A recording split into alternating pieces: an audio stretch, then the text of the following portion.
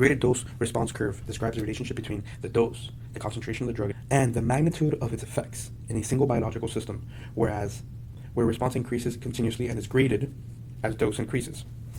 Remember, biological systems have a finite capability.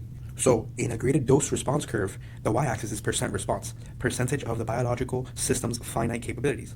Let's say we have a muscle, and its biological capability is to contract 40 centimeters. So here we have a graded dose response graph, and we're going to do it for this set of muscle that we have here with a maximum capability of 40 centimeter contractions.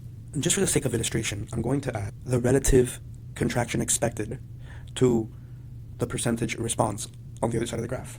100%, continuing to use the example of this muscle, 100% response, in this case, corresponds to 40 centimeters contracted. So this side tells us centimeters contracted. So 100% is going to be 40 centimeters contracted because that is 100% of the biological system's capability. 50% would be 20 centimeters. So let's actually draw in our graded dose response curve here. So as you can see, if we're giving a full agonist, which has an intrinsic activity equal to 1, which means that we can provoke a response that is 100% of the biological capabilities of the system, then we will have this drug that causes a contraction equal to 40 centimeters.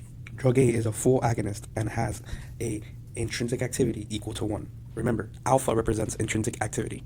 Intrinsic activity is the proportion of response that a drug provokes in a biological systems relative to that biological system's maximum capability. Drug B seems to have a 75% response. In this biological system, 75% is a 30 centimeter contraction. Drug B is a partial agonist with an intrinsic activity of 0.75. Potency, also known as EC50, is a concentration that produces 50% response on a graded dose response curve. Let's do some examples with this graded dose response curve that has 4 different drugs. Who has greater potency, drug A or drug B? Drug A. Who has greater potency, drug C or drug B?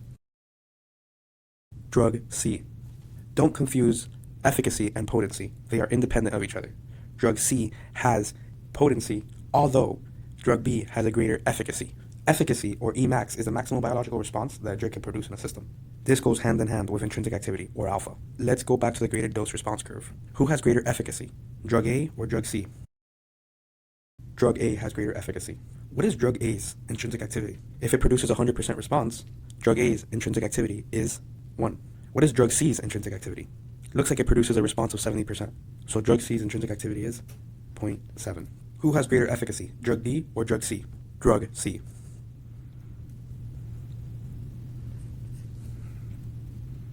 It looks like drug D's efficacy, or Emax, is 60%.